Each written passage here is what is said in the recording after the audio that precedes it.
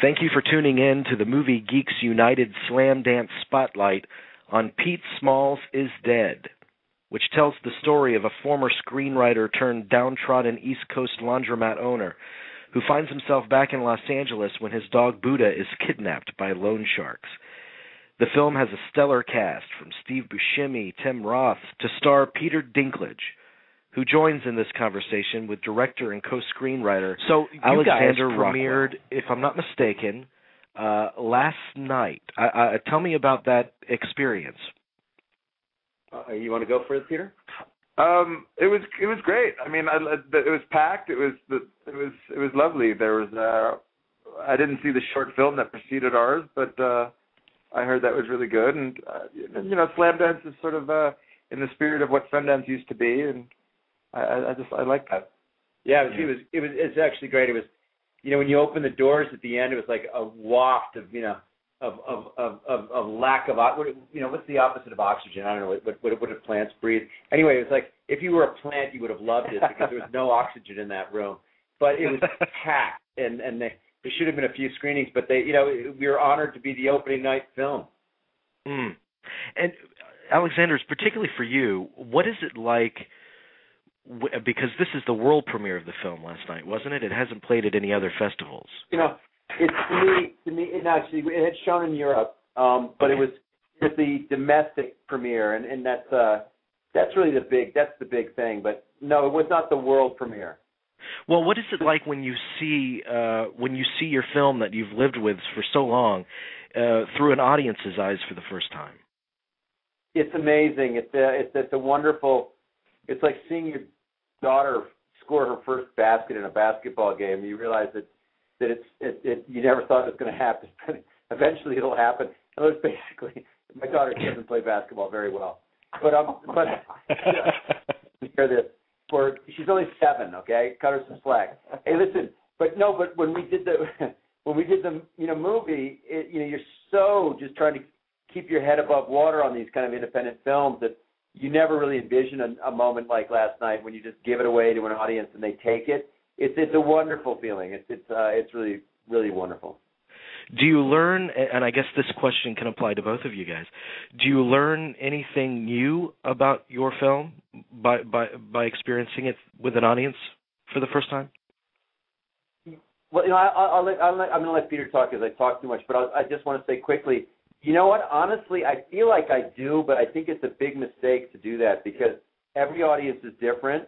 And if you get we happened to have a great screening last night, which was just great. But every audience can be different, and you can't you got to be solid, man. You got to know your work's good. You got to go in there with, your actors and be confident because if you get hurt by a bad screening, it's almost as bad as being too impressed with a good screening.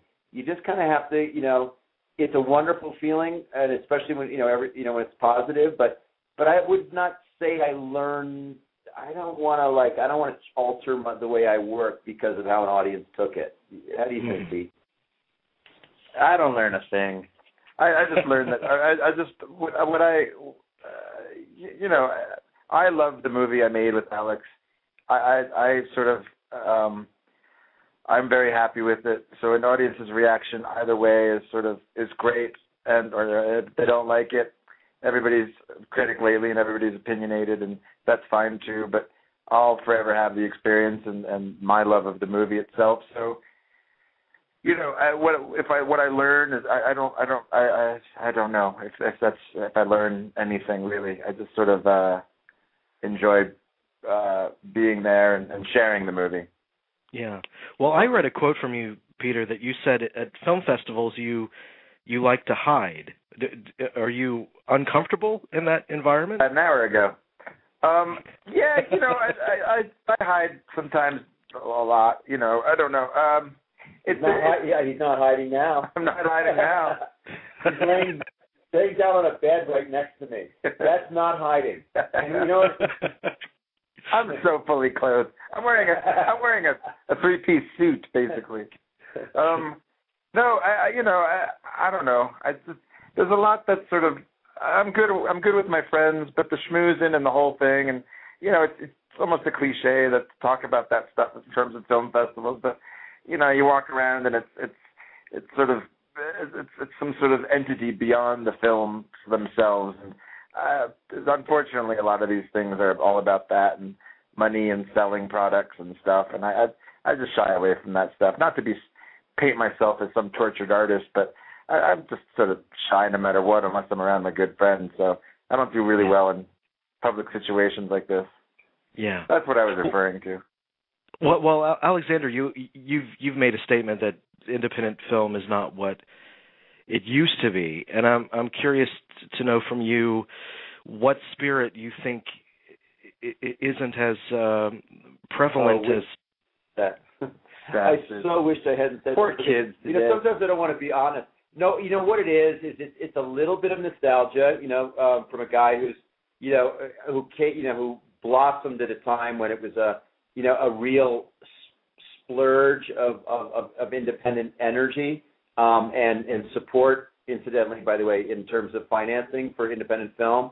So I was spoiled, and I came to life at that time, and I just thought it would just keep happening like that. I always thought that, me and my buddies would all just be forever making films, and it would be, we didn't need to make bigger films. We just wanted to make the, off-center kind of. It was almost like rock and roll. It was almost like, music. It was like we didn't have to, we didn't have to go huge. We just wanted to make our smaller albums that appealed to a very, specific group of people and have fun. And we thought they would just keep going on. And then I think what happened is independent film became a brand. It became this brand name, Sundance and independent film, and it started becoming a marketing brand. And I think that kind of took away, for me, it started to, people are, in a way, I guess what I meant by that is that people are trying to appeal to the brand of independent filmmaking rather than being truly motivated for the love of working together and making films, like Peter Dinklage here, who, he doesn't always work with me, he works with other great independent directors who have that same feeling, Steve Buscemi, and this cadre of independent actors and filmmakers who came out of that truly independent time. I think we're all a little nostalgic about that time. Yeah. Well, I love the film. I thought it was really engaging from start to finish, and I love movies where I have absolutely no idea what's going to happen next, because so many films are carbon copies of everything you've already seen before, and this movie is completely fresh. And so I'm curious to know what the genesis of this film was.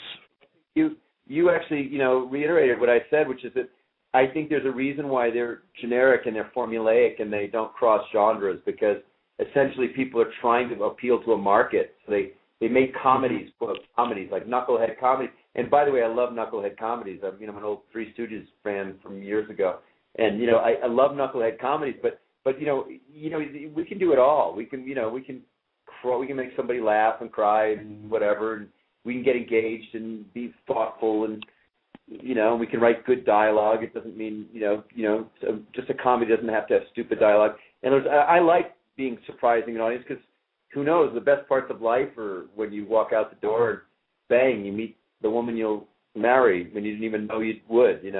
Life is full of surprises. Yeah.